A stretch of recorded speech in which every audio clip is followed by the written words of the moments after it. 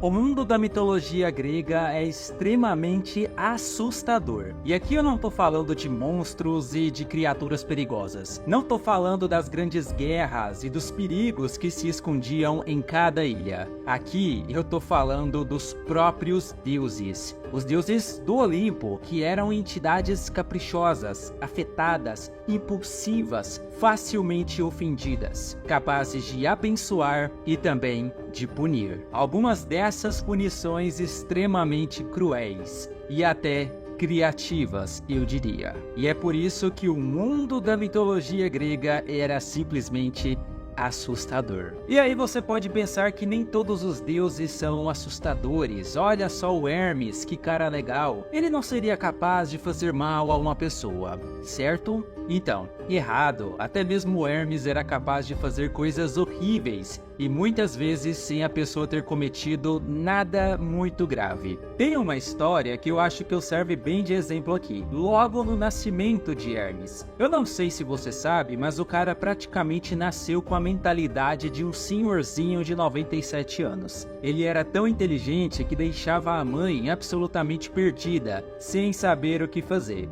Imagina a reação dela quando o moleque, que ainda era um bebê recém-nascido, apareceu em casa conduzindo várias cabeças de gado. Cabeças de gado roubadas, e roubadas de um deus ainda por cima. Ou seja, o deus dos ladrões já começou a vida roubando na cara dura, e ainda por cima roubando de parentes. Mas a história fica pior. Isso porque o crime teve uma testemunha, um pastor que viu tudo. O Hermes tentou comprar o silêncio do cara, mas ele acabou abrindo a boca, falou demais. E aí, adivinha o que aconteceu com ele? Simplesmente foi transformado em pedra. Ele foi punido por falar a verdade. Muito tempo depois, o Hermes se envolveu com a princesa Erce, que era a irmã de uma tal de Aglauro, uma mulherzinha invejosa que fazia de tudo para atrapalhar esse romance. Para resolver a situação, o Hermes repetiu aquele feito e transformou a cunhada em pedra também. Aí, já há alguns anos no futuro, lógico. Mas tudo bem, a Glauro meio que pediu por isso, ela atrapalhou o romance de um deus, era de se esperar que fosse punida. Agora, o que você acha que acontece com uma pessoa que ignora o convite de casamento?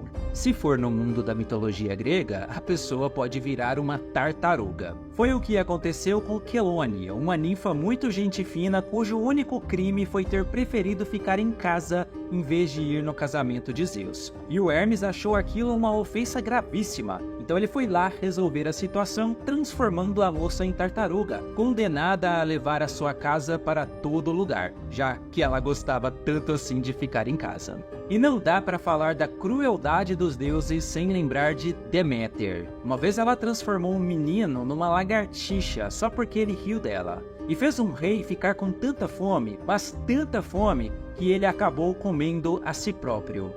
O cara se autodevorou enquanto ela assistia. O nome dele era Erisictão, o rei da Tessália, e ele era um cara ímpio, horrível. Um dia ele violou um bosque sagrado à deusa Deméter, e aí, como punição, ela mandou o espírito da fome para consumi-lo intensamente, a ponto de, mesmo depois de ter vendido toda a sua fortuna para comprar rios e mais rios de comida, ele não ficasse satisfeito. Aí ele acabou comendo a última coisa que lhe restava.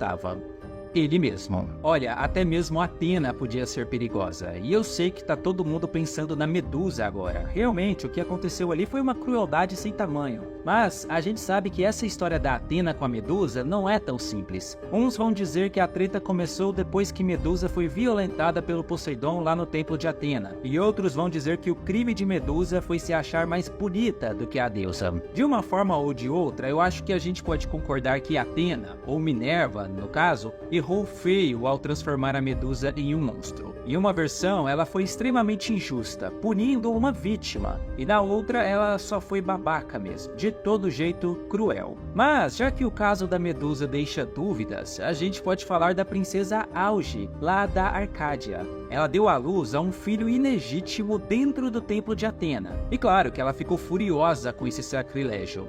como punição, Atena fez as terras do rei ficarem inférteis por meses, e só tirou a maldição quando a princesa foi exilada e vendida como escrava pelo próprio pai. Isso vindo de uma deusa considerada legal. Surpreendentemente, a gente não tem muitas histórias de crueldade do Ares, que também era um deus da guerra e era considerado bem mais brutal do que Atena. Ele era mesmo.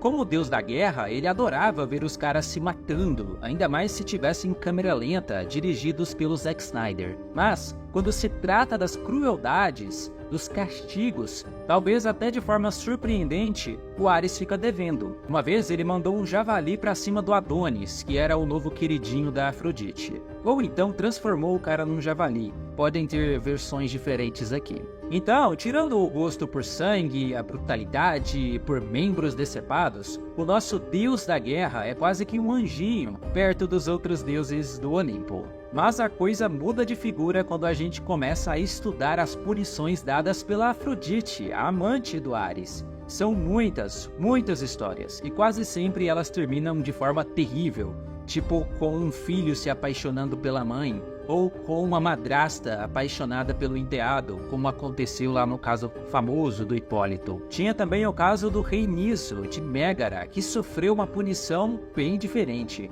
Afrodite fez a filha dele se apaixonar perdidamente pelo rei Minos, que estava tentando invadir a cidade naquele momento. E a menina fez de tudo para ajudar o seu novo amor, incluindo cortar a fonte do poder do pai dela, no caso, uma mecha de cabelo púrpura que ele tinha.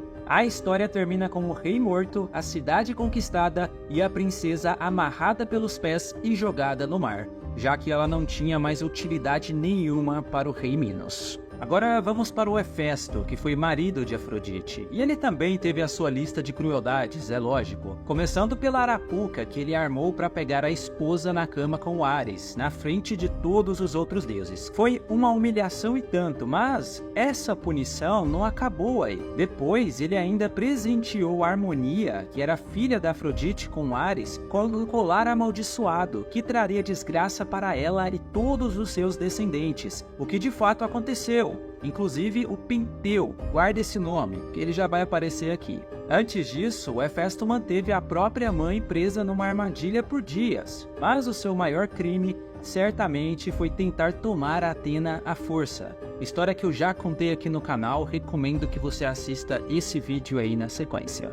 Agora me conta, você acha que Dionísio, o deus gente fina das festas e do vinho, seria capaz de fazer alguma crueldade? Se você falou que não, então você errou feio. É só perguntar para o pobre do rei Penteu, de Tebas. O cara foi coroado rei muito jovem e era extremamente teimoso. Ele era primo do Dionísio e simplesmente não aceitava que ele fosse um deus. Chegou até a proibir o culto ao deus na cidade de Tebas. E inclusive tentou prender o primo, só para mostrar que ele não era deus coisa nenhuma. Acontece que ele era sim um deus e estava furioso. O Dionísio então colocou a mãe do Penteu num frenesi báquico, o que basicamente quer dizer que elas ficaram loucas e partiram para cima do rei. Na cabeça delas, o Penteu era um animal selvagem ou alguma coisa do tipo. E elas estavam tão fora de si que simplesmente despedaçaram o cara, membro por membro. E sim, você ouviu muito bem. O Dionísio enlouqueceu as próprias tias para acabar com a vida do primo da forma mais dolorosa possível. E tudo isso consequências lá daquele anel, daquele colar, melhor dizendo, lá de trás que Hefesto fez para a Harmonia. Bora falar dos irmãos agora, Apolo e Ártemis. A gente sabe que eles sempre foram muito próximos e companheiros, inclusive nas crueldades. O Apolo puxou ao pai e tinha uma lista gigantesca de amantes e amores. E é claro que muitas dessas relações não eram exatamente saudáveis. De cara assim, é claro, eu me lembro do caso de Coronis, por quem ele foi realmente apaixonado. Acontece que a moça que estava grávida dele se encantou por outro homem, e os dois tiveram um caso. Quando ficou sabendo disso, Apolo pediu para que Ártemis se vingasse por ele. E ela fez o serviço quase que imediatamente, matou não só Coronis, como toda a sua família. Antes de morrer, a moça admitiu a sua culpa, e aí o Apolo se arrependeu e até, dizem, se encheu de remorso. Ele até tentou curá-la, mas já era tarde demais. Pelo menos ele salvou o filho, que viria a se tornar o deus da medicina, o Asclépio. Mas tem outra história que mostra bem como esses dois irmãos podiam ser perigosos juntos. Aconteceu depois que a rainha Niobe, que tinha 14 filhos, ousou se comparar com a Titânia de Leto, que era a deusa da maternidade, mãe de Apolo e Ártemis. Aliás, mais do que isso, ela ainda zombou a deusa por ter tido apenas 2 filhos, enquanto ela teve 14. E quem não gostou nada disso foram os filhos de Leto, que saíram em defesa da mãe, cada um com o seu arco. O Apolo matou os 7 filhos de Niobe, enquanto Ártemis matou as 7 filhas. Outra deusa que é muito conhecida pelas crueldades é a deusa Hera. Você pode até discutir que basicamente todas as maldades dela foram motivadas pelas traições dos Zeus, e foram mesmo, mas isso não justifica. Hera infernizou a vida dessas mulheres, algumas até a morte. Isso para não falar das vezes em que ela tentou descontar a raiva nos filhos bastardos de Zeus. Tipo quando tentou matar o Heracles ainda no berço, ou quando o fez matar a sua própria família. São muitas histórias, todas elas terríveis. Ela proibiu Leto de dar à luz em qualquer lugar em terra firme ou no mar.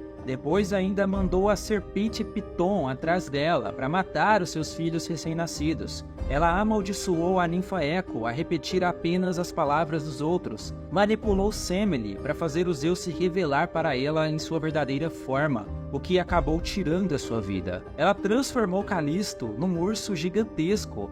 Matou os filhos de Lâmia na frente dela. Aliás, condenou a mulher a nunca mais dormir, para que fosse sempre atormentada pela lembrança dos filhos mortos. É muita coisa. Aliás, outro que também não prestava era o Poseidon. A gente fala muito das amantes e dos filhos de Zeus, mas o deus dos mares não fica muito atrás não. Ele também teve uma penca de mulheres, e quase todas foram forçadas a se deitar com ele, como foi o caso mais famoso de Medusa. Ele também perseguiu e violentou a própria irmã, a deusa Deméter, enquanto ela ainda estava procurando pela filha perdida. Aliás, ele perseguiu a própria esposa, que a princípio não queria se casar com ele. E a lista de crueldades continua. Quando perdeu a competição pelo domínio de Atenas, Poseidon afligiu a terra com uma seca terrível. E quando o rei Laomedonte se recusou a pagá-lo pela construção da muralha de Troia, ele enviou um monstro marinho para a cidade. Aliás, era comum que ele infernizasse a vida dos marinheiros e homens do mar.